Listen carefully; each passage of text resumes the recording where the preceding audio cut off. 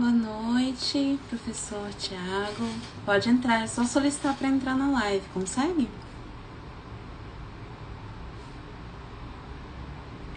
Deixa eu só testar o fone aqui.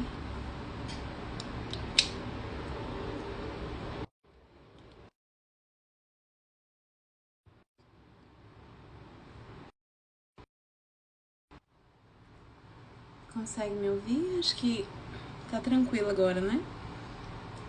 Não tô conseguindo conectar o fio direito aqui. O fone atrapalhou um pouco.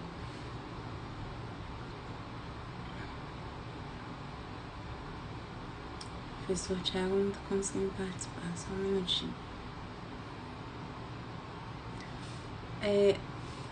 Tá online pelo computador? Acho que se tentar pelo celular é melhor, não? Ou tá carregando?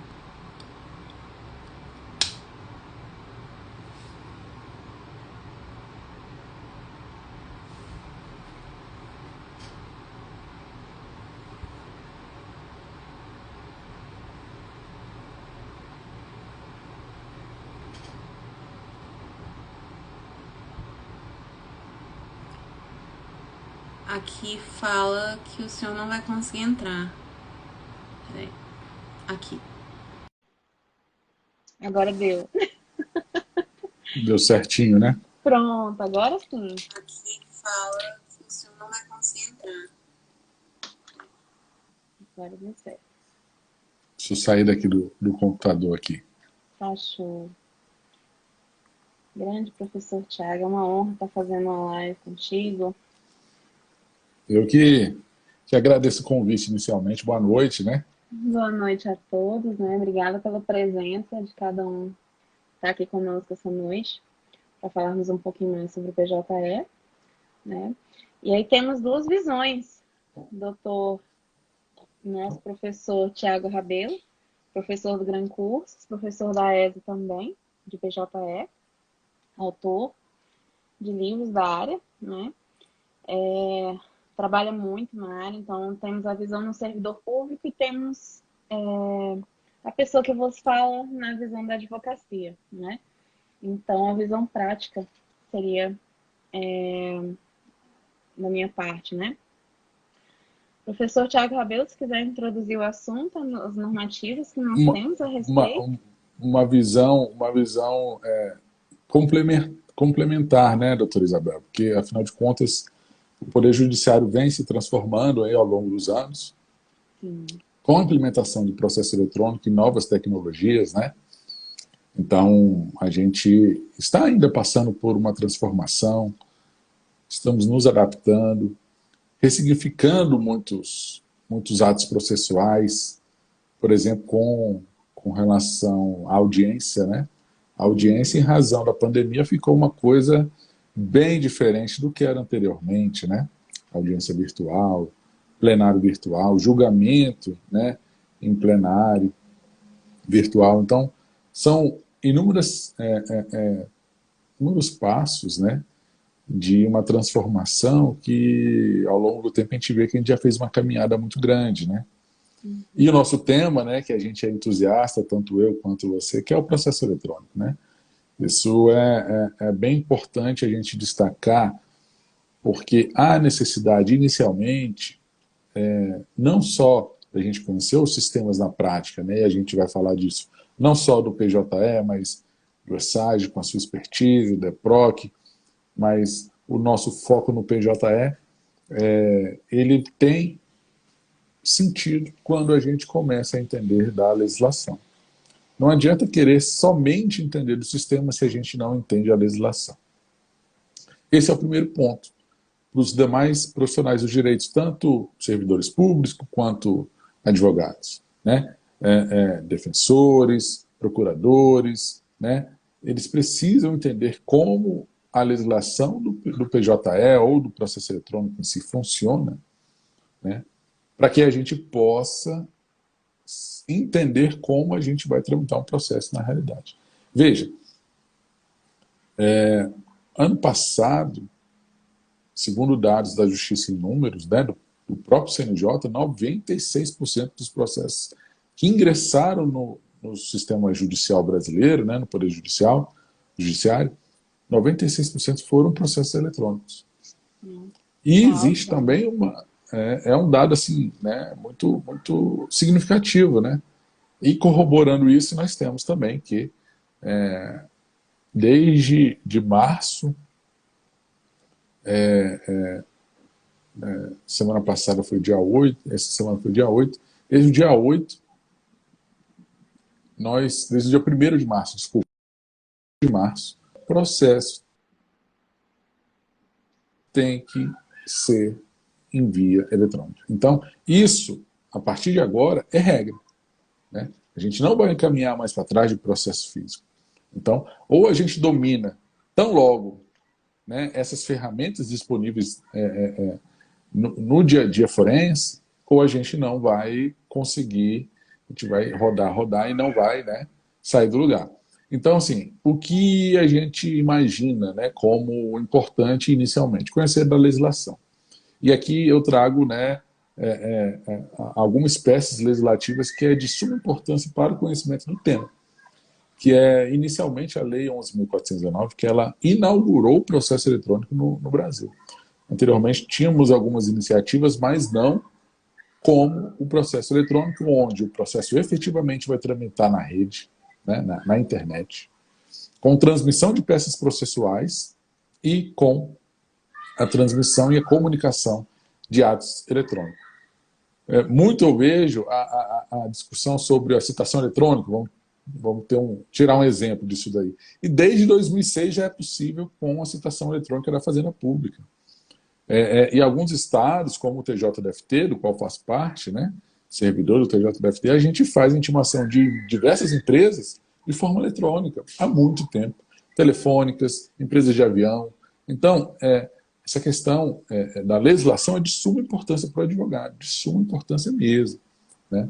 Então, ao passo da Lei 11.419, nós temos o CPC 2015, onde tem mais de 50 artigos que tratam dos autos eletrônicos, né, que essa é a nomenclatura que o CPC traz. Temos também a Resolução 85 do CNJ, que fala muito propriamente do PJE, de um sistema, né? Eu não vou entrar no mérito se você pode até entrar, porque você conhece um pouco mais, então seria até interessante a gente falar sobre isso. Eu não me sinto confortável de falar e comparar, porque eu não conheço outro sistema além do PJE. No entanto, é interessante a gente conhecer da Resolução 85 do CNJ, que trata especificamente do PJE, aonde tramitam mais de 25% dos processos, né, no Poder Judiciário. Então, Justiça Trabalhista, toda PJE. Justiça Eleitoral, esse ano tem eleição para vários cargos, é toda PJE. Diversos tribunais estaduais, é todo PJE. Justiça Federal, alguns TRF são PJE. Então, é de suma importância que a gente conheça a Resolução 85 do CNJ.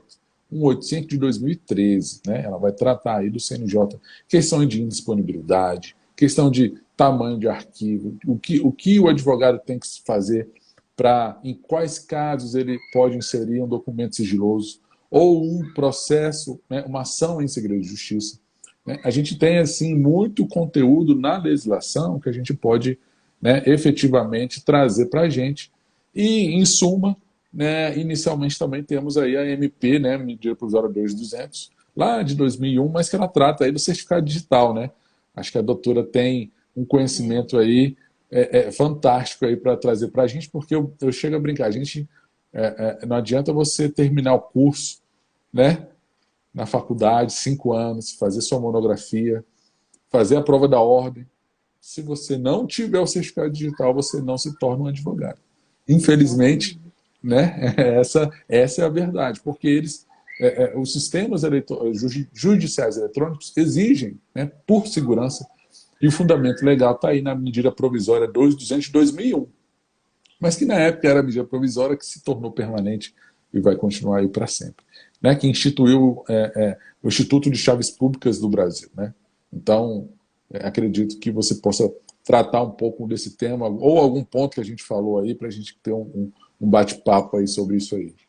Até a resolução 85 do CNJ traz muita questão também da unificação dos sistemas, né? Que até 2018 era esperado que fosse o PJE como um todo, né? Em todo o país. Só que nós temos algumas pequenas lutas travadas, até mesmo no país mesmo, de um modo geral, né? Que é com relação ao sistema que vai ser escolhido. Porque embora tenham escolhido o PJE, estabeleceram muito a questão principalmente o sul do Brasil, né, que vive uma briga eterna com relação ao EPROC. O pessoal prefere o EPROC como sistema único, né? Sendo que o PJE traz inúmeras benesses, né, se a gente for ver. Então, e a questão das chaves de segurança foi necessário, porque não basta hoje em dia você ser um advogado, passou ali no exame de ordem, tirou a AB, teve a solenidade, a entrega da carteirinha, todo o glamour, né? Se você não tem o certificado digital, que é a chamada caneta, né? A gente fala caneta prateada em forma de pendrive. Então, hoje é necessário, no ambiente virtual, desculpa, ter-se essa segurança, essa criptografia diante de todos os trâmites, né, que nós temos. Então, todos os documentos que nós assinamos, todos os anexos que nós colocamos ali nos processos, eles têm que receber uma validade, né? Uma validade jurídica, no caso, para se garantir a segurança jurídica das partes mesmo, até mesmo para o Poder Judiciário, né? O advogado, ele detém a fé pública, obviamente, quando ele está ali anexando, né? O documento que ele anexa, sendo de modo virtual, ele ganha uma validade como se físico fosse original, porém, se não há aquela assinatura criptografada, não há que se dizer que é uma prova válida, é que detém a validade, né? Criptografia, para quem não sabe, gente, é uma assinatura cheia de códigos, tá? Sei quem é da área de tecnologia da informação sabe mais, mas essa criptografia, ela tem códigos imensos, tá? E ela traz consigo, então, uma espécie de segurança diferente. Aquela mesma segurança que nós temos aplicado, por exemplo, as moedas digitais hoje, né? Bitcoins, enfim, NFT, né? Uma série de moedas virtuais que nós temos. Então, dentro do PJE, ela ganha, né, esse destaque também quando o advogado assina com o token ou com o próprio certificado digital no cartão, né? Eu Esse queria, certificado tem a criptografia.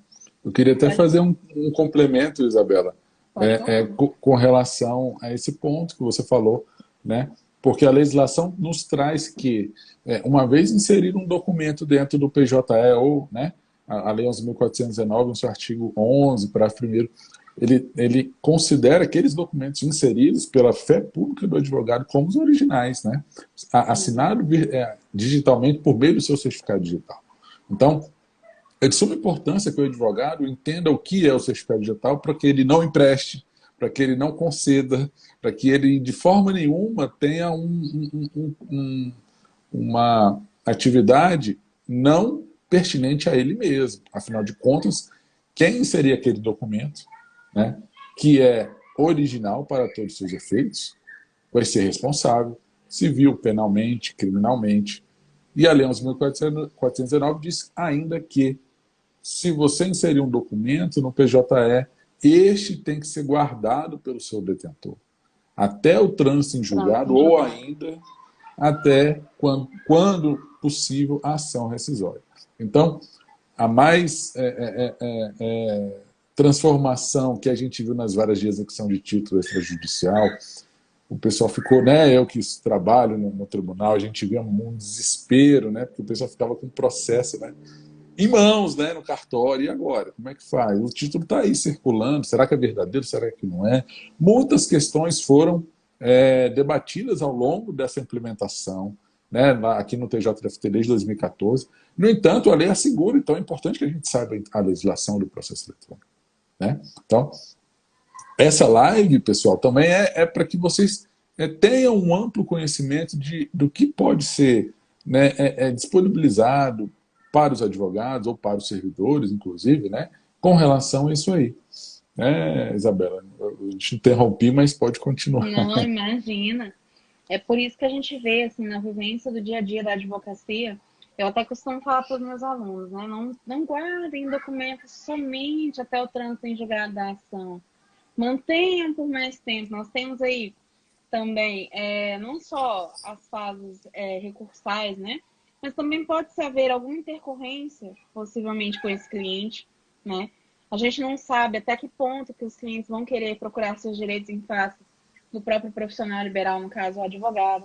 Então, é muito importante que a gente mantenha esses arquivos, ainda que físicos, né, a cópia, de um modo geral, no nosso arquivo, ali guardadinho no escritório, seja em casa, tá, organizado, porque pode ser que mais para frente vocês venham a precisar utilizá-los para algum fim, né? E a qualquer momento, né, o magistrado pode determinar a apresentação na serventia desse documento. Então, é de suma importância uma orientação, né, doutora Isabela, do advogado para com o seu cliente, no sentido de que de assinar um termo desse documento não circular, não, né, ter um zelo, né, essencial. Às vezes até alguns advogados eu conheço, eles mesmos guardam determinados documentos, né? Então, é importante que isso seja ressaltado nesse momento, tendo em vista que o magistrado, no deslinde processual, pode exigir que aquele documento seja apresentado para alguma perícia, eventualmente tem uma arguição de falsidade, né? Então, ou adulteração, né? Então, isso é de suma importância, esse ponto aí, né, que decorre do certificado digital mesmo. Sim. Eu costumo até falar, doutor Tiago, a respeito de guardar esses arquivos, né? Eu, como profissional, particularmente, mas aí cada colega tem a sua visão, eu não gosto de guardar os documentos originais dos meus clientes. Eu geralmente faço o quê? Retenho uma cópia minha, né? E guardo no meu arquivo, tanto o acervo digital quanto no acervo físico, certo? Faço a devolução para esse cliente, pego uma assinatura ali num protocolo de devolução, de que ele recebeu, né, esse documento, então está em posse dele. Em caso de algum problema, alguma coisa realmente relativa ao juízo, né, venho apresentar isso que já aconteceu comigo. Eu venho apresentar no processo falando que esse documento está com a parte. Então, eu, como procuradora, não tenho responsabilidade, vez que eu fiz a juntada no próprio processo, né? Então, essa parte ficou incumbida de mantê-la de forma original, de forma física. Então, o próprio cliente ele já tem que ter essa consciência, né? Sim. Acerca do próprio documento dele.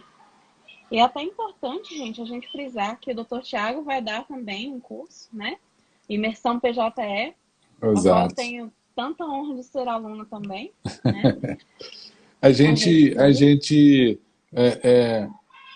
começamos a falar aqui da legislação, entramos nessa prática, né, que já é um assunto quente, né, da prática na advocacia, e a gente pode falar um pouquinho dos concursos, né?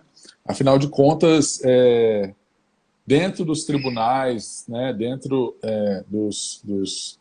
desses exames de concurso público, seja para os tribunais, né, técnico, analista, oficial de justiça, seja para a carreira jurídica, né, a defensoria pública, a magistratura, promotoria, procuradoria, cobram, né, há alguns anos essa disciplina, geralmente dentro de processo civil, ou a Lei 11.419 de uma maneira autônoma, né? Então, cada vez mais a gente vê recorrente questões do CESP, da OC, da FGV, né, da FCC, enfim.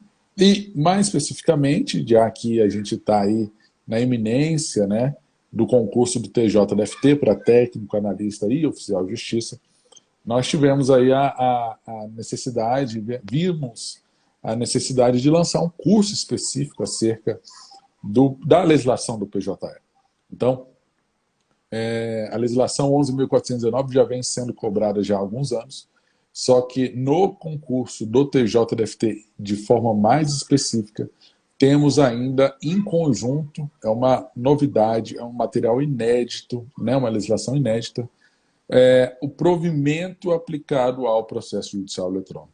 É o quê? A norma interna do tribunal de como o PJE, que é o sistema do nosso tribunal, vai ser adotado dentro do TJDFT, seja para fazer inspeção, para fazer correção, para inserir documento, para quando houver uma indisponibilidade do sistema. Então, o nosso curso Imersão no PJE, que a gente já começou as inscrições, estamos já no segundo lote, né? Até sexta-feira é o segundo lote, vai iniciar no dia 19 de março, né? Vai ser num sábado, os nossos encontros serão aos sábados, 2 sábados, um encontro objetivo, um encontro com muita informação por meio de slide esquematizados.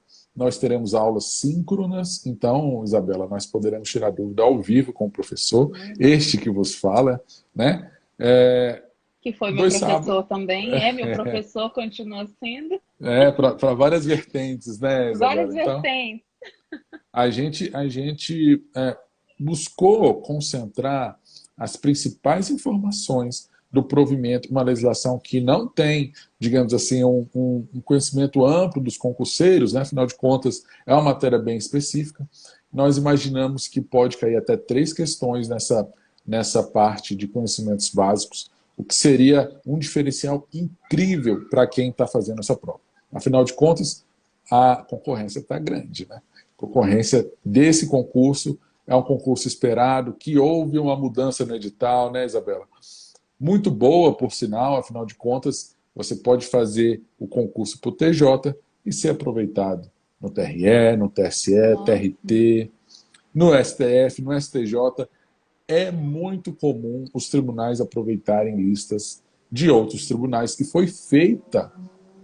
Imagina, se foi feita uma mudança no edital, após uma retificação, com certeza algum tribunal já está de olho no próximo servidor aí. Então, o tribunal TJDFT vai chamar, mas em determinado momento vai ter a possibilidade de outros tribunais chamarem, o que é uma notícia espetacular, né? De você poder ser chamado, não fazer para o TJ, mas ser um servidor de um outro tribunal, à medida que isso for, né, sendo possível, né?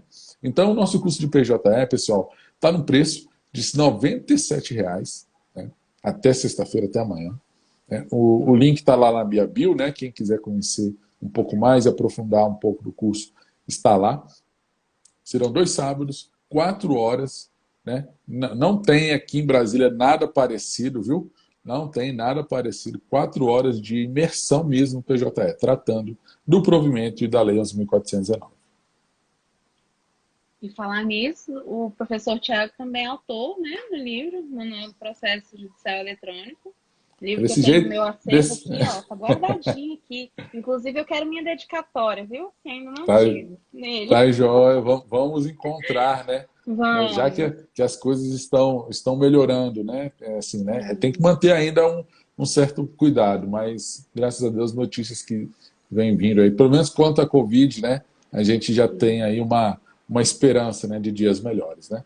Mas um concurso, né, é um ponto muito específico da legislação do PJE, porque, veja, houve uma transformação e implementação do processo eletrônico nos tribunais, especificamente também no TJ, né? Então, o provimento, ele é o quê? Ele faz essa transformação de como a gente vai sair do analógico para o digital. Como a gente vai, né, adequar o trabalho do advogado e do servidor dentro, né, aí do PJE, né, que é o sistema específico aí, nosso do TJDFT. Então, assim, Isabela, talvez para a nossa audiência também que está do outro lado do balcão, que é advogado, né, o que a gente poderia, né, também ter aí como uma notícia ou mesmo uma prática, tendo em vista que você dá aula aí na OAB, né, ministra curso para advogados sobre o sistema PJE, então seria importante também a gente divulgar esse seu curso, né, que é realizado pela ESMA, né, de forma online, também um custo aí, eu acho que assim, baixíssimo, né, acho que nem uma pizza não paga esse curso de 15 horas, né, doutora Isabela, é incrível, né, com um curso tão efetivo de conteúdo, de prática, e aqui, pessoal, eu dou o meu depoimento agora, né, que a doutora Isabela tem um conhecimento não só jurídico, ela é advogada, mas também tem conhecimento na área de informática, da tecnologia da informação. Então, um curso com a doutora Isabela é muito diferenciado nesse ponto. Ela traz para a gente, né, não só servidores, mas como os advogados que estão formando, estão saindo agora dos bancos da academia, que não têm ainda aquele conhecimento de que o pressuposto hoje em dia para um advogado é conhecer a informática e conhecer da legislação. Então, esse curso do PJE, seja o de imersão para servidor, seja para advogado na ESA, né, na OABDF, ele é um pressuposto de trabalho, para você trabalhar, para você ganhar o seu dinheiro, para você ser um bom profissional. Então, sugiro, aconselho, né, e a doutora Isabela pode falar mais do que eu, né? Vamos lá. Teremos o nosso curso aí na ESA nessa próxima semana, já começa agora na segunda-feira à noite. Já é comigo essa parte prática da advocacia. Lembrando que eu e o professor Tiago somos professores da ESA, né? Só que cada um tem o seu ponto de vista, né? Digamos, ele como servidor do TJ, trabalhando ali do outro lado, e eu como advogado. Então, nós passamos visões diferentes, né? A parte legislativa não tem como, a parte normativa não tem como ser diferente, porque afinal de contas aborda, né? Não tem como, é um contexto. Porém, a vivência prática realmente ela é diferente no contexto da advocacia e do servidor público. Tanto que é o nosso tema dessa live, né? Que é justamente para tentar passar para vocês um pouquinho do que é na advocacia e do que é dentro do serviço público, né? Porque, se eu não me engano, professor Tiago, acho que até os servidores do TJ receberam praticamente só um cursinho virtual, não foi isso? Por parte do tribunal, a respeito do PJE? Ou como é que foi? Foi feito ao longo de alguns anos alguns cursos, né? Inicialmente presencial, depois foi feito em modo remoto, né? Aulas virtuais também. Então foi feito assim de várias formas, na verdade. Webinários também. Então, assim, existe sempre uma formação contínua, né, na verdade, né? É porque tem atualizações, né? Não tem como manter uma plataforma estática. Ainda mais a cada versão que vem do próprio sistema, a gente consegue ter aí uma parte de navegação diferente, né? As funções, as normas aplicadas, vem provimento, vem decreto, enfim, resolução, né? Então, a gente tem ali inúmeras coisas dentro do contexto que faz com que o estudo seja constante, né? Então, nós teremos o nosso curso na próxima semana pela ESA, que eu ministrarei as aulas do dia 14 ao dia 18 de março, das 19h30 às 22h30, tá? Pela própria plataforma da ESA, quase que não sai, né? E só que quem não puder assistir ao vivo, vai ficar disponível, tá? As aulas, assim que a plataforma estiver tranquila, a escola vai disponibilizar esses vídeos, então vai estar ali para assistir a hora que os senhores estiverem bem para poder assistir. Tá bom? É interessante, Isabela, complementando aí o seu curso também, não só o curso de imersão, que, como você falou, não só o sistema não é estático, assim como a legislação não é estática. Você fala assim, eu já fiz o curso com o doutor Tiago lá em 2020, né, lá na ESA. Muita coisa mudou de lá para cá. Muita coisa. Então, esse ponto de atualização, por exemplo, faz nem 15 dias houve uma alteração no provimento. Então, quem não está com o provimento atualizadíssimo, né, ou acompanhando aí as nossas né, transmissões, não percebe. E isso reflete no sistema. E essa atualização, ela diz respeito a uma resolução 427 do CNJ, sabe? Que trata das pessoas vítimas, né, e ameaçadas em processos criminais ou, de qualquer maneira, em processos judiciais, né? E permite, não só permite, como cria até uma obrigação para o advogado que insira esse documento em forma sigilosa, quando se tratar, né, de endereço, quando se tratar de dados pessoais, né, dados qualificativos pessoais. Então, existe essa possibilidade. Quando uma pessoa é ameaçada, ou uma vítima, ou um terceiro é ameaçado, ou está sob risco, né? Então, é uma novidade que a gente fala no nosso curso, vai falar no nosso curso de imersão, afinal de contas, nós vamos tratar do provimento, mas também diz respeito ao advogado que trabalha na área criminal, por exemplo. Então, isso é de suma importância, ter as duas visões, né? Às vezes a gente tem esse curso na ESA para advogados iniciantes e advogados no nível intermediário, que podem, né, aprofundar mais algumas questões, né, seja nas audiências, seja na inserção de documentos, né, suas possibilidades. E para isso é bastante interessante a gente ir acompanhando, né, os cursos e, quem sabe, fazer, né, ter aí a nossa possibilidade de fazer um update, né, de atualizar o nosso conhecimento. Pois é. Não, é muito importante a gente se atualizar sempre. Eu falo assim, eu sou professora de PJE, mas eu estou sempre fazendo curso de PJE. Então, eu sou professora e sou aluno, né? Não tem como permanecer, eu sou professora, eu sei tudo, não vou frequentar nenhum curso, sendo que eu mesma tenho que estar atualizada, né?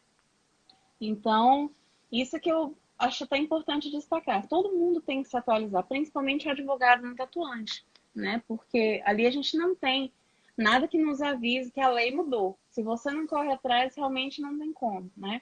Então, o estudo faz parte do cotidiano da advocacia, né? Dando a minha visão como advogada aí.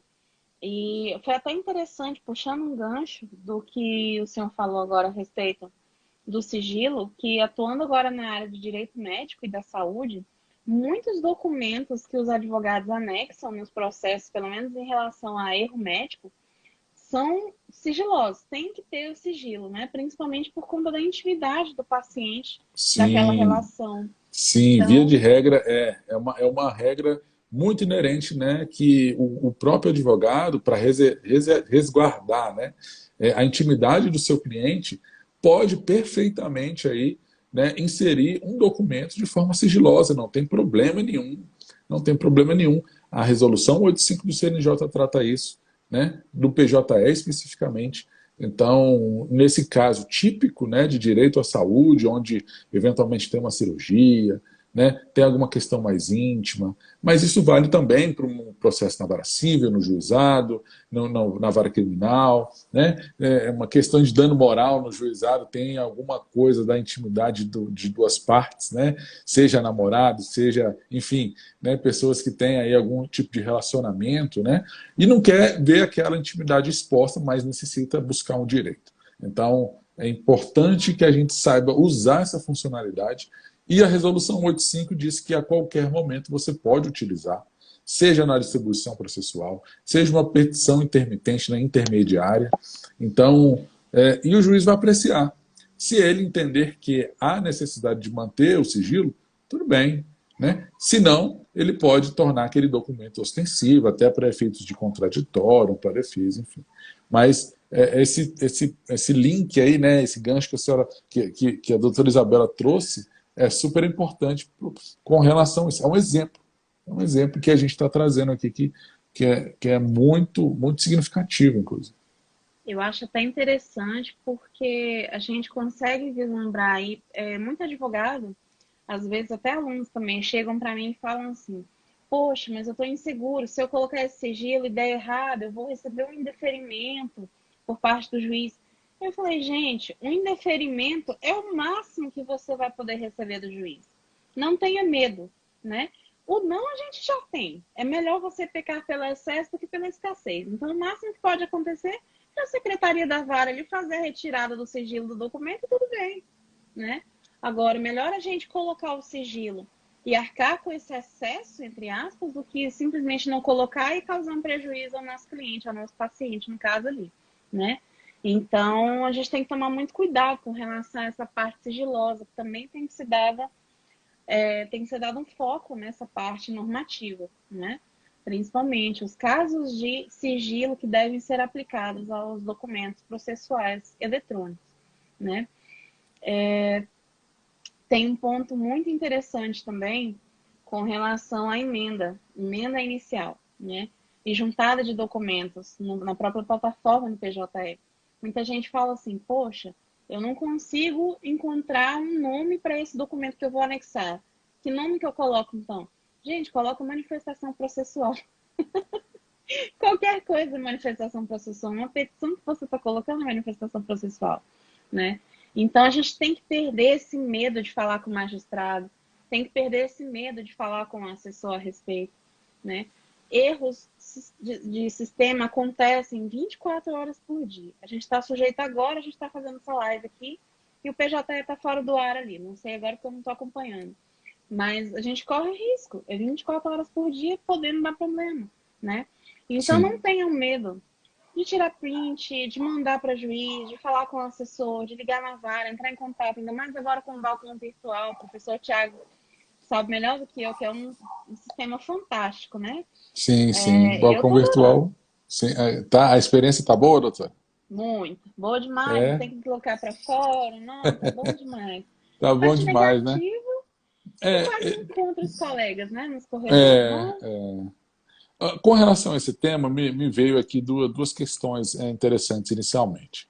A Uhum. primeira questão da indisponibilidade, né, nós temos aí, né, a legislação dizendo que o sistema vai estar, né, disponível 24 horas, né, 7 dias por semana, 365 dias por ano. Né?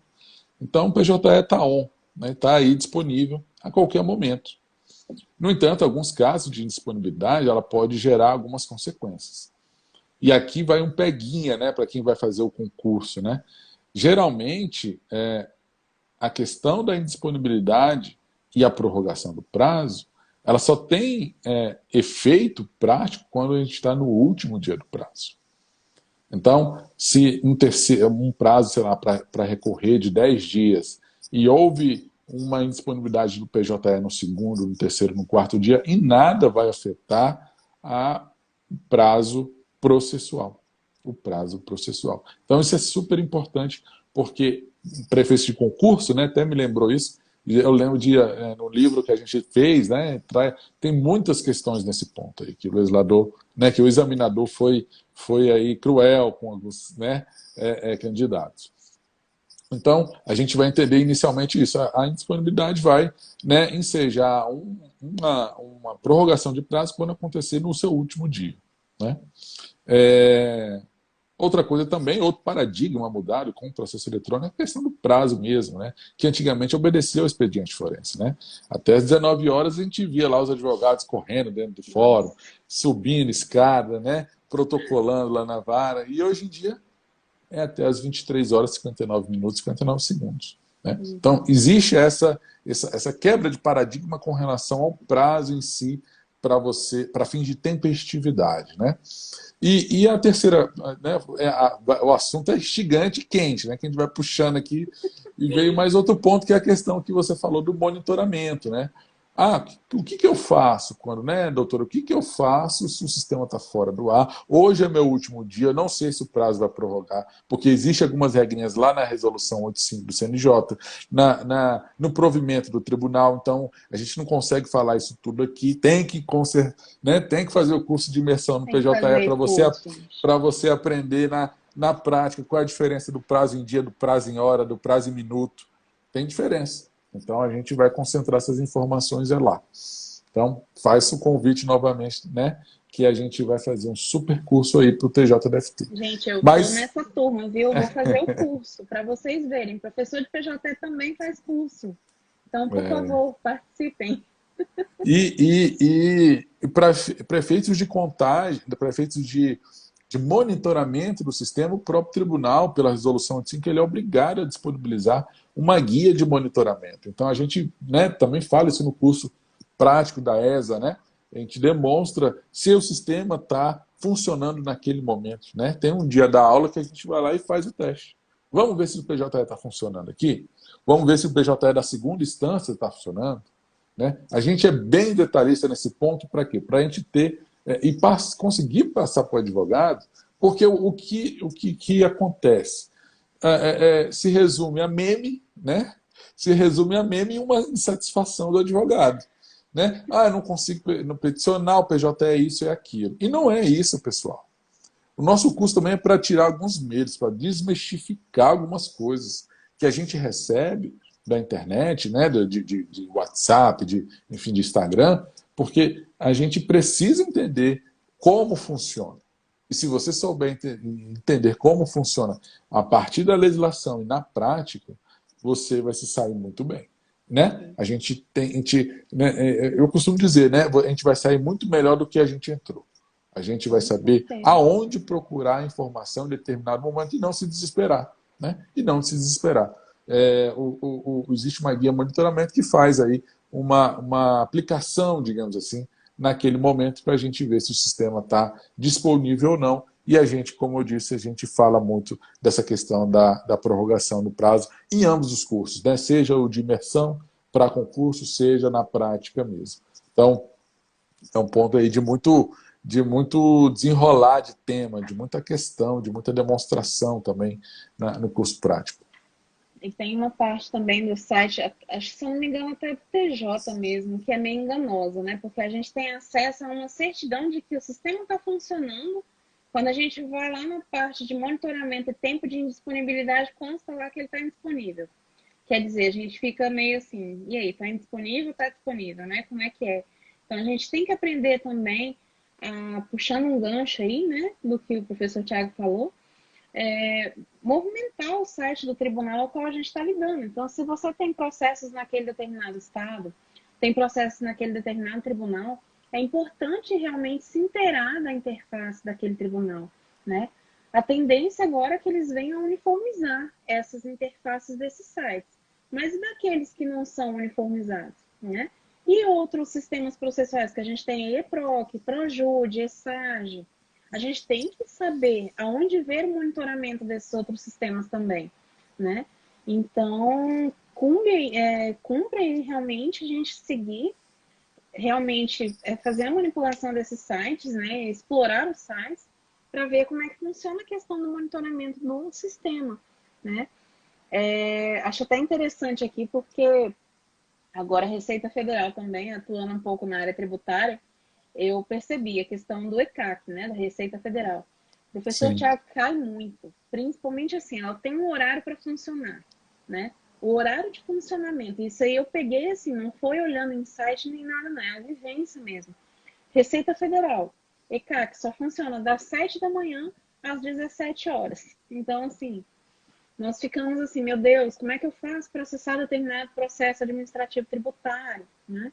Um requerimento que eu fiz, um parcelamento que eu tenho que tirar, providenciário, sei lá, de algum determinado assunto tributário dentro do próprio ECAC. Não vou conseguir tirar e pagar ainda hoje? Não. É praticamente um funcionamento em horário comercial meio fora do comum também, né? Sim. Então, são muitos sistemas que a gente tem que procurar explorar, conhecer mais, né? E eu tenho sentido muita falta de, principalmente, material didático relativo a esses sistemas também, né? Sim. Principalmente porque a gente tem muita coisa hoje voltada ao PJE. E também, gente, eu destaco, nós abrimos agora uma comunidade jurídica, tá? Focada no PJE, tanto que o nosso anúncio da live que tem ali, @foco no PJE, tá? Ali nós vamos compartilhar muitas informações acerca do PJE, em disponibilidade também. Fica meu convite também para o professor Tiago para fazermos mais lives a respeito, né? Porque assunto é o que não falta. Assunto que não falta. Atualizações normativas, né, que houverem, a gente está sempre conversando, sempre atualizando. Você tocou num ponto aí, né, na penúltima fala com relação ao balcão virtual que você está, né, utilizando, né, que também para a gente, como servidor, também é algo desafiador também, afinal de contas, a gente atende uma pessoa da nossa casa, né, uma pessoa, né, ou de algum outro setor, mas geralmente os servidores estão trabalhando em casa, né? Então, existe toda essa questão de trabalhar em casa e atender por videoconferência uma pessoa, uma parte, um advogado, né? Enfim, qualquer pessoa que está aí atuando, né, no Poder Judiciário, de alguma maneira, né? Seja réu, seja autor. Então, as pessoas chegam, né, com os ânimos, às vezes, um pouco mais exaltados, outras pessoas têm muita dificuldade, né? Então, é um desafio, né, tanto para o advogado quanto para as partes, mas também para os servidores, né? Então, é necessário também que a gente conheça um pouquinho dessas novas atividades do Poder Judiciário, a fim de que a gente não faça um pré-julgamento das questões de trabalho, tanto do advogado quanto do Poder Judiciário, né? O exemplo é o balcão virtual que a gente trouxe, mas eu te trago outros. O juízo 100% digital é uma natureza procedimental do Maravilhoso. processo que exige, se possível, se for aceito pelas ambas as partes, né? E aí a resolução, né, 385 lá do CNJ vai dizer que o autor, no momento da distribuição, ou o próprio, né, demandante, pode exigir, pode solicitar, né, é uma faculdade, não é uma obrigatoriedade. O CNJ foi muito esperto nesse ponto, esperto no sentido assim de ele conhece o público com quem ele trabalha. Né? Não podemos exigir nada de ninguém. Temos que dar a possibilidade da pessoa experimentar. Então, colocar que o juízo 100% digital é um tema que eu gosto pra caramba também, mas é uma faculdade em que, a grosso modo, a pessoa vai ter todas as suas possibilidades de trabalho de forma digital, seja uma distribuição, seja uma audiência, seja o contato com o magistrado, né? Ela vai ser feita de forma porque você fez essa opção no início do processo. E o réu, ele tem a possibilidade de anuir ou não. E ele tem até um prazo, que é um prazo até a contestação, né? Até a defesa. E ambas as partes, ainda que concordem, até a sentença podem renunciar.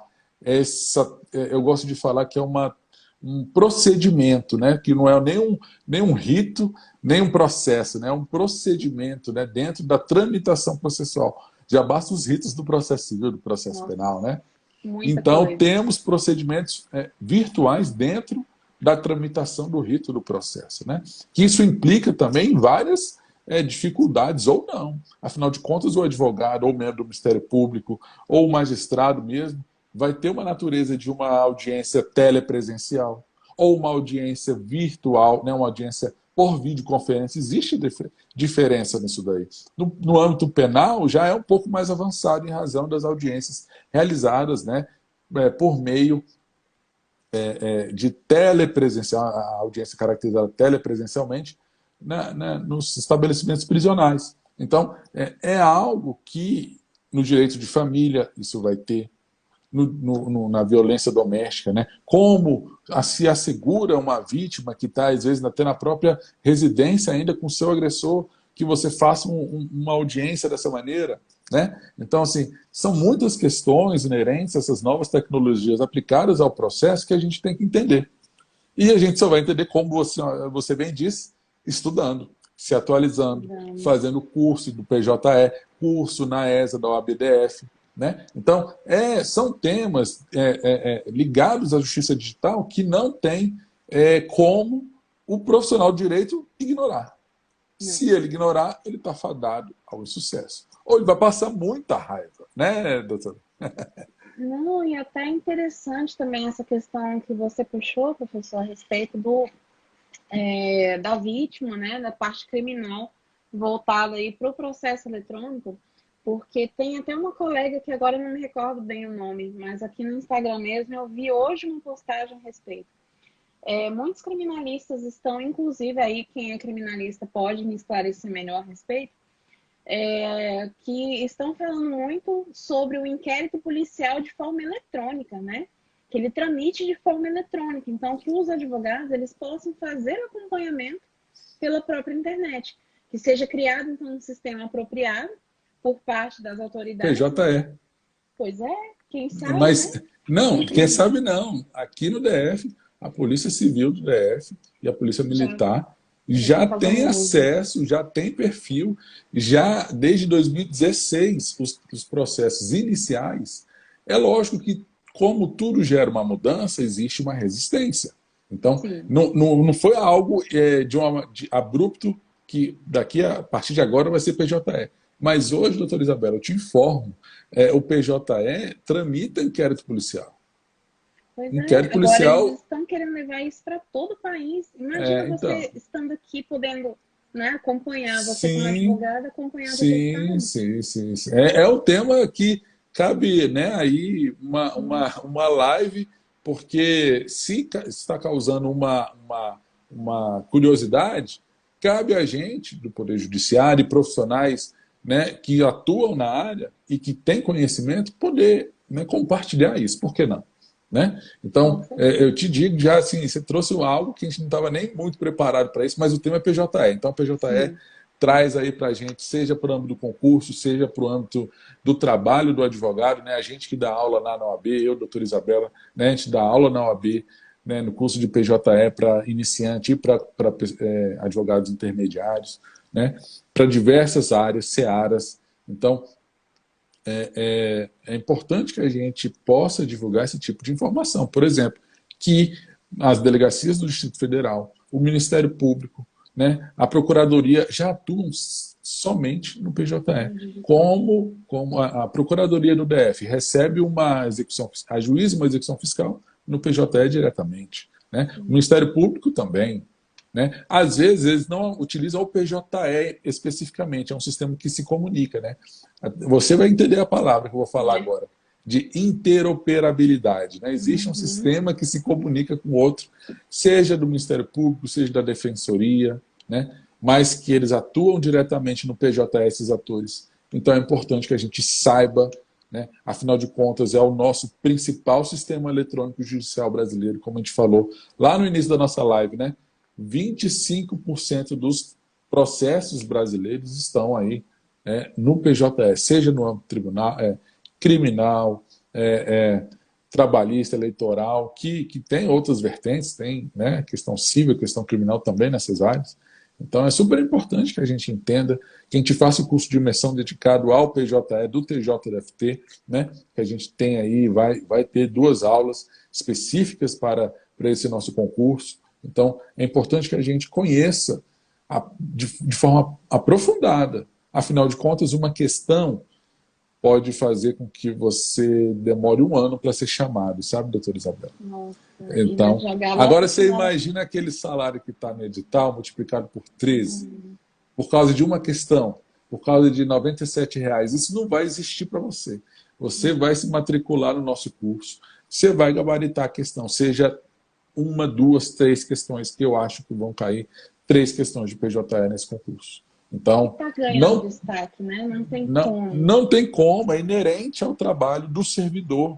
Se o tribunal colocou essa legislação específica e dedicada dentro de, olha, historicamente, regimento interno e provimento, né? Olha a natureza que chegou ao ponto do PJE de uma legislação que historicamente cai em todos os tribunais, em todos os concursos já realizados no TJDFT. Então, isso é de se destacar, é de suma importância, a gente precisa entender essa necessidade de conhecer o sistema, o provimento no nosso curso de imersão. Pois é, fundamental agora a gente realmente fazer o conhecimento, né, tanto da parte prática quanto da teoria. Para quem vive a advocacia, mais a parte prática, mas sem se esquecer da teoria. Mas para quem presta concurso público, a parte normativa é fundamental, né? E poder aprender, ainda mais com o professor Tiago, que tem a vivência ali de um servidor dentro do próprio tribunal, né, podendo passar esse conhecimento para vocês. Gente, é uma joia, tem que aprender, tem que aproveitar, tá?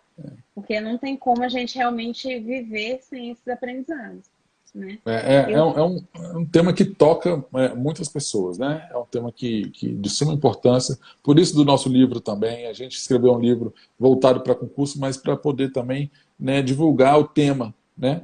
Ele traz algumas questões aí de concurso, traz jurisprudência, comentários à lei.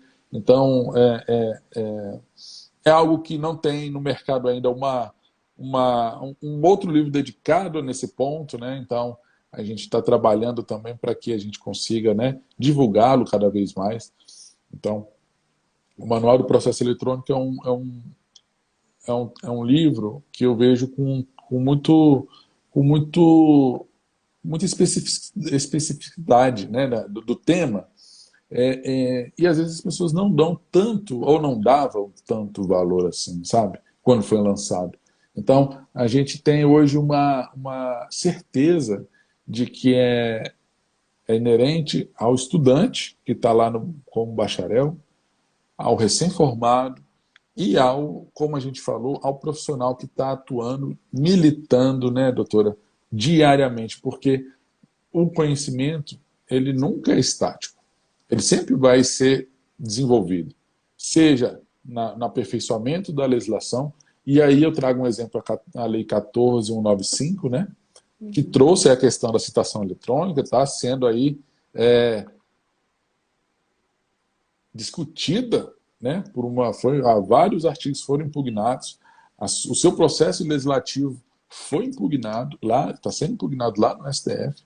Então, pode ser que daqui a pouco o STF não se manifeste pela inconstitucionalidade que se aparenta, né, atualmente a acontecer. No entanto, a Lei 11.400, desculpa, a Lei 11.419 de 2006 foi, né, também questionada em 2007 e veja, o STF demorou cerca de 13 anos para julgar essa ADI, né, ajuizada em 2007 tinha, né?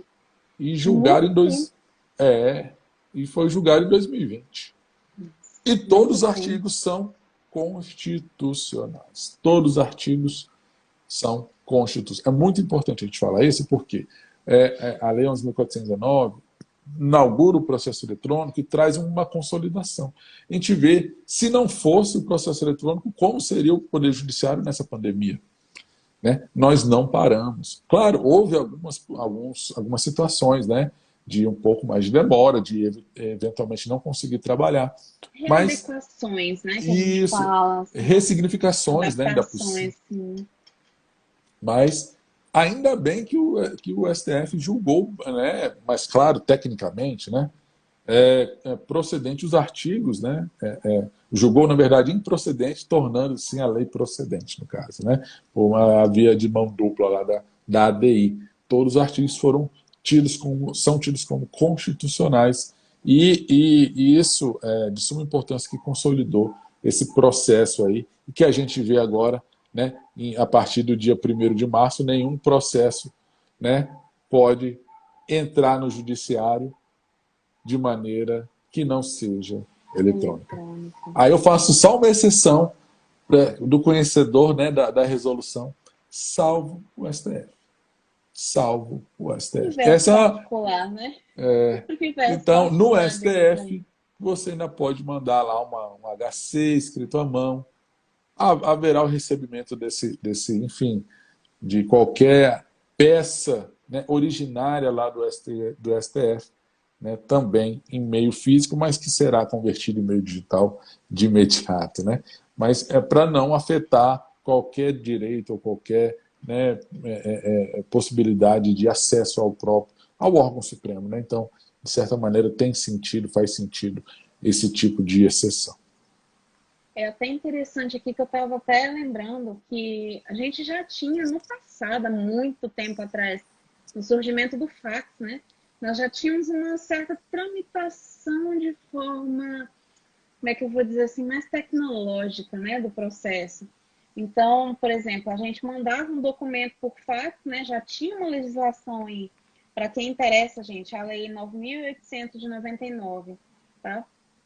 Que trouxe consigo aí, então, uma troca de informações, a gente pode dizer, de modo dinâmico, tá? Mas que o fax ele já trazia justamente essa intenção de tornar a troca de informações mais rápida, né?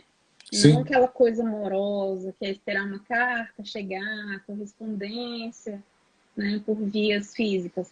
Então, essa troca de modo dinâmico, ela foi muito boa, né?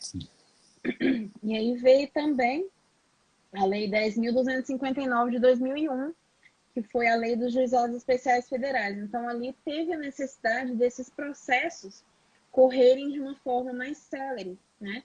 Então, através da esfera federal é que nós pudemos ter aí esse acesso das informações de um modo mais eletrônico, tá?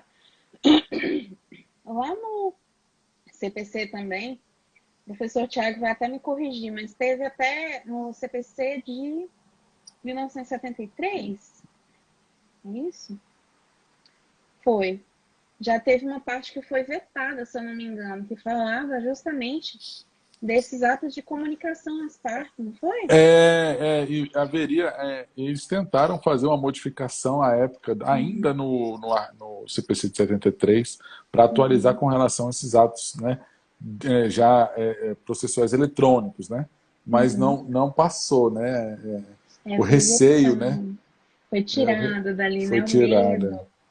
Porque não se sabia ao certo também os custos disso para o Poder Judiciário, Isso, né? é. E também servidores, né? Adequação, tem todos os aspectos aí dentro.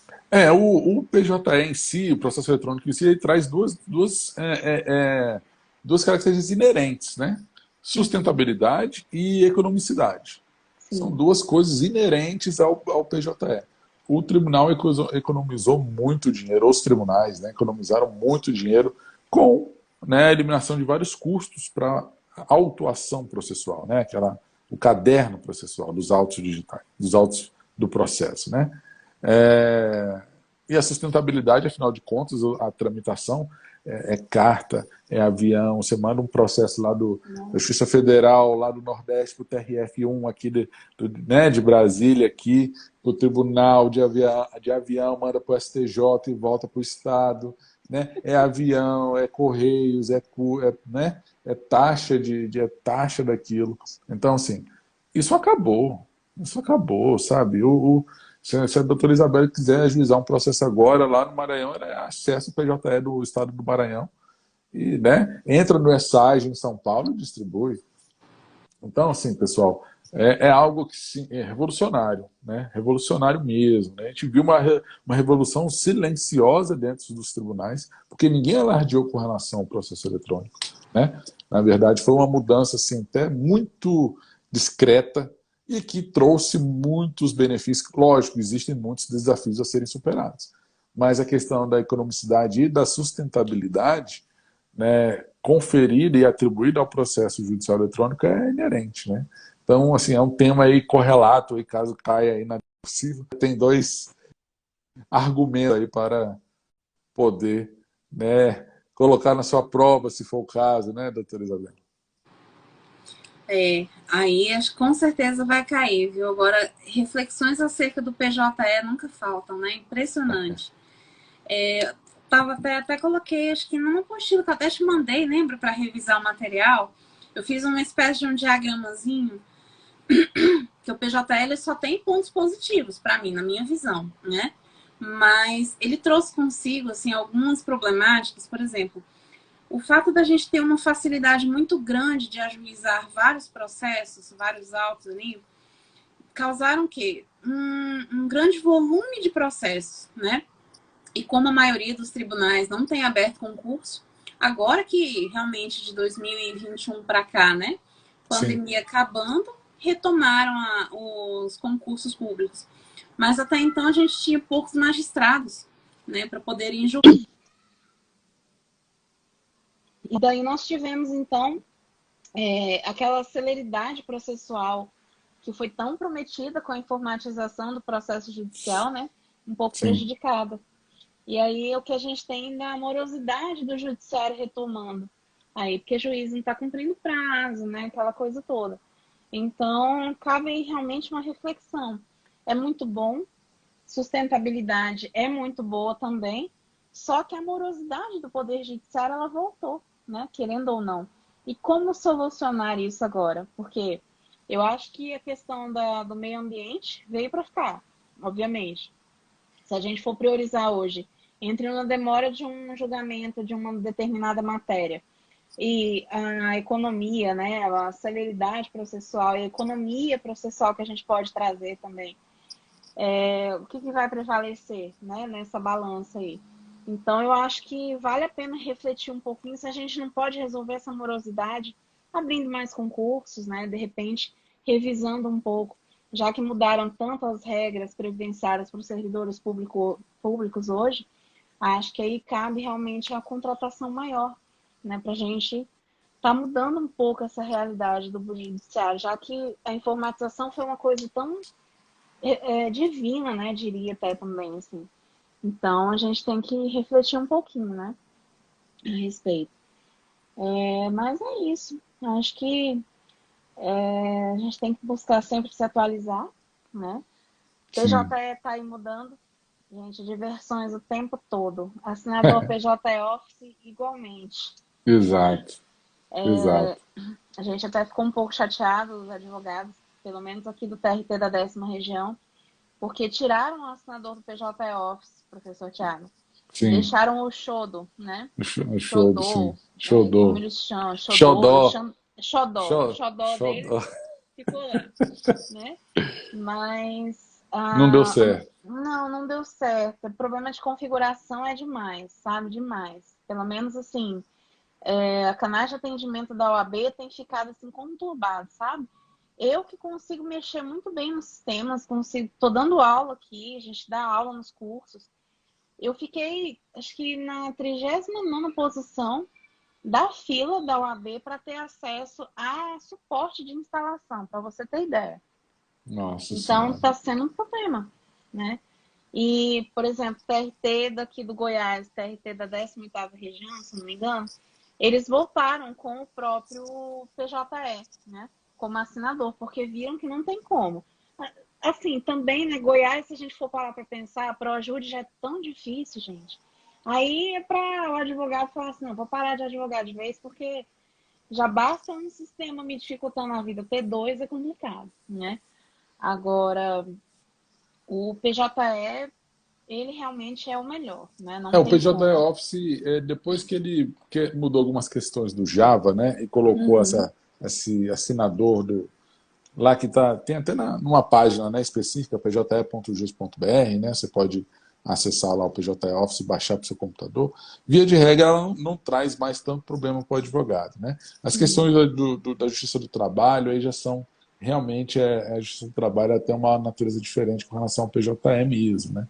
E outros sistemas, né, que assim, como eu falei no início da live, não tenho tanta habilidade assim em outros sistemas, né? SAIA, PROC, ProJude, né, do Tribunal de Justiça de Goiás, mas tem suas peculiaridades, assim, você pode, né, dar o seu depoimento, né, das dificuldades, né? Como eu falo, né, tem o processo eletrônico em si, ele traz muito benefício, mas também traz muitos desafios, né? Muitas mazelas, Muitos né? desafios. Então, a gente tem que encarar dessa maneira essas questões, porque se realmente você ficar, né, parado no tempo, sem fazer curso, sem se atualizar, infelizmente você não pode deixar de ter dois pressupostos em mente: atualização jurídica e da informática, porque é a natureza do mundo que a gente vive hoje. Não adianta, né? Não adianta. Então, é necessário, por isso que a gente está aqui também, para falar desses cursos, né? Afinal de contas, essa conscientização, ela vem aos poucos. Não, ela não é algo inerente ao trabalho em si, né? A mudança ela vai impactando aos poucos, ela não é algo disruptivo, né? Como o pessoal da informática gosta de dizer hoje em dia, né? É raro alguma coisa que é disruptiva. A gente tem automação, a gente tem transformação digital, a gente tem digitalização, mas disrupção é algo bem peculiar, eu diria, né?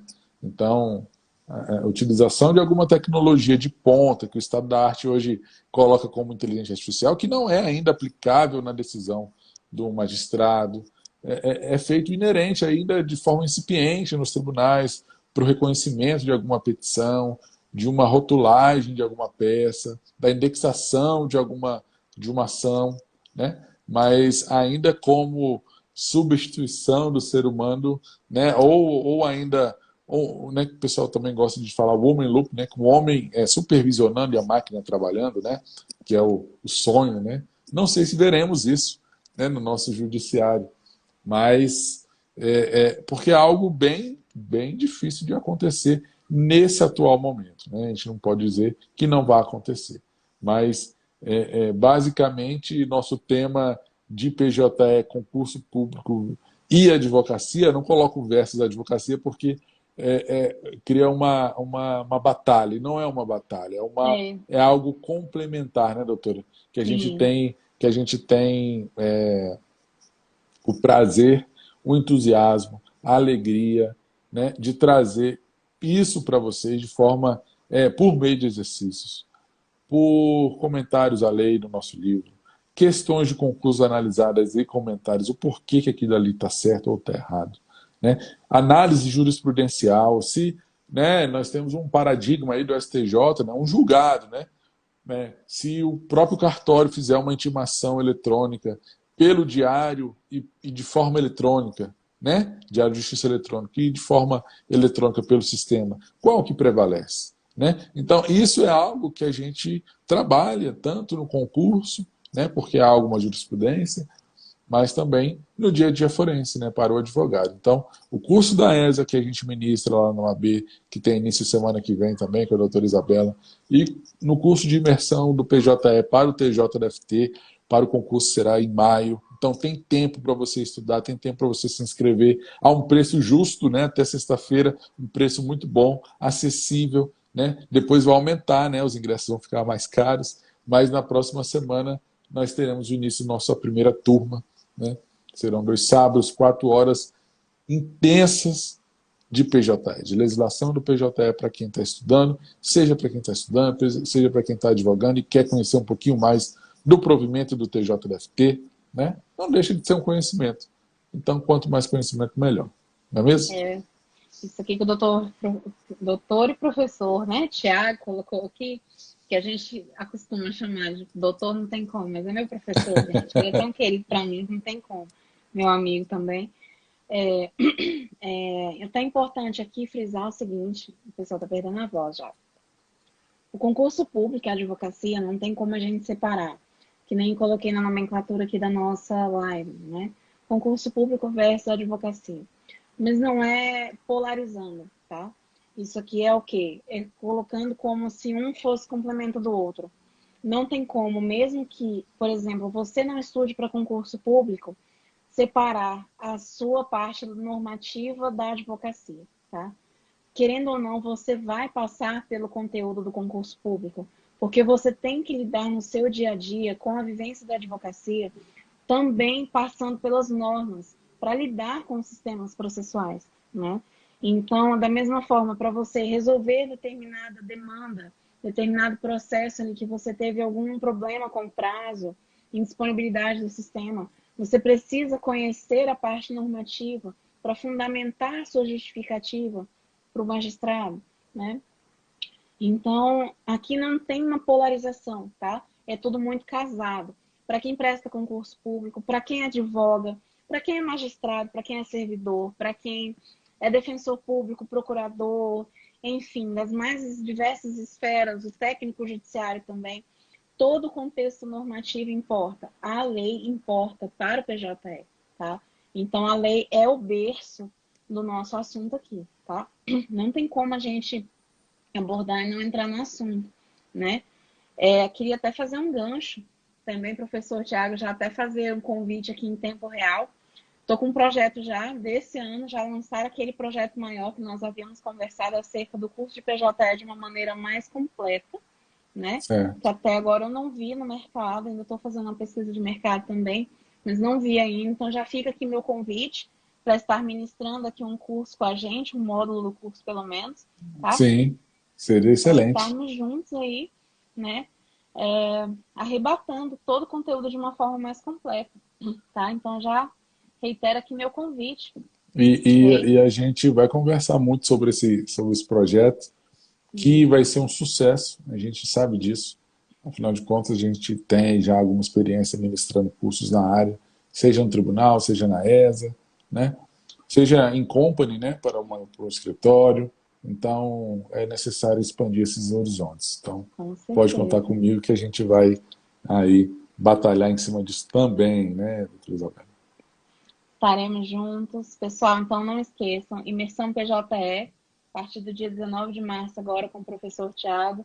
Teremos aí uma visão complementar, principalmente para quem presta concursos públicos, tá? Não só TJDFT, mas também é assunto para cair na PGDF, para quem vai prestar concurso público, tá?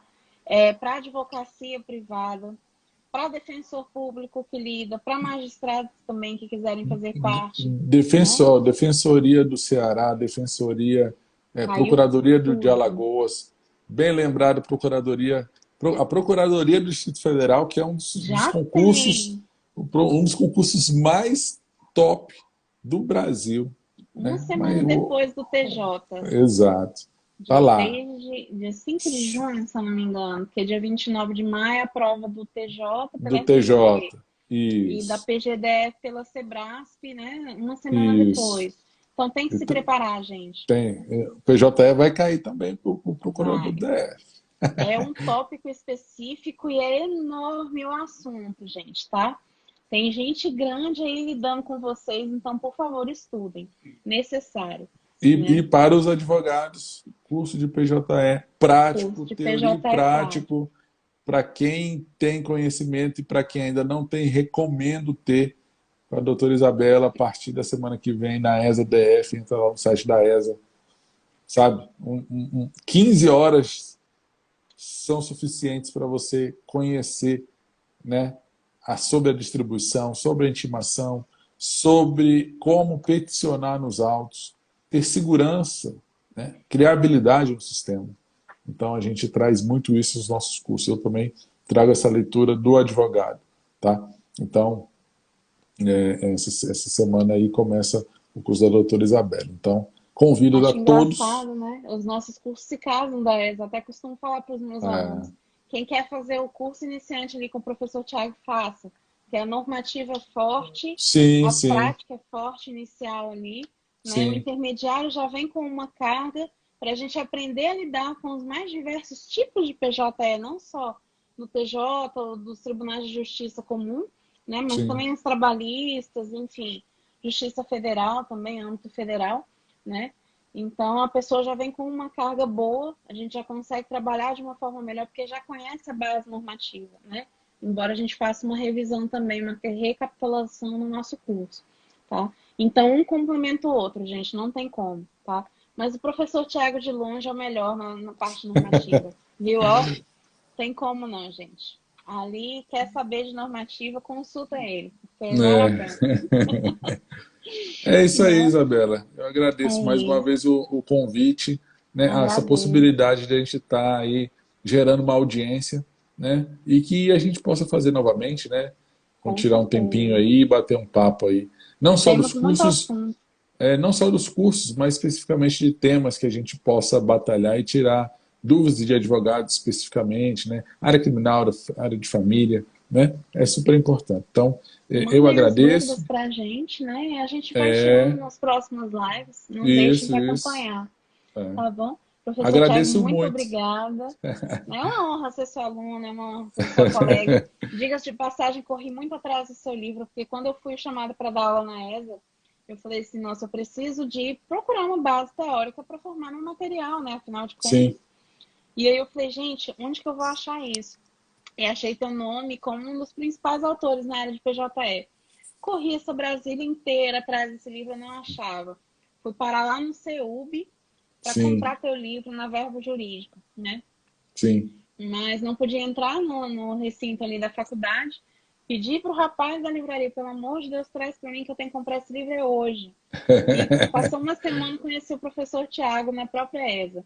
Falei, gente, ele é o autor do livro, que isso? Então, assim, foi uma surpresa, mas é uma honra mesmo. E Tem para a gente é uma felicidade imensa ter alguém que reconheça essa obra aí, né, fruto de muito trabalho, né, mas com muita dedicação e com muito coração mesmo, né, muito coração de desbravar, né, esse mundo literário do livro, né, e editar uma obra nesse sentido que é a realidade dos tribunais brasileiros. Né? Então a gente teve essa visão e tivemos alguns bons frutos, dentre eles o conhecimento, a nossa amizade, né, a partir dessa obra, né, Isabel? com certeza. E prevalece, né? O carinho é recíproco, né? Sim. Pois é. Então tá Agradeço bom. muito pela presença. Ficou aí, gente, quase 1 hora e meia de papo, né? De tanto que o assunto Isso. rende, é muita coisa para falar ainda. Tá? Tem muito assunto, não esgota mesmo. Tá bom? Tá bom, Professor Tiago, pessoal. Eu muito agradeço a obrigada. todos, a todas. Boa noite, bom descanso, né? Obrigada, boa noite Sexta-feira a está chegando todos. aí, né? A gente... Estaremos juntos nos nossos cursos. E Isso, exatamente. Nos entre em contato reencontraremos, se conosco. Deus quiser. Tá bom? Tá bom, Obrigado então. mesmo, professor. Até a próxima. Um Tchau, grande abraço, tchau. Isabel. Tchau, tchau. Como é que remove aqui, gente? Como é que encerra? Pronto.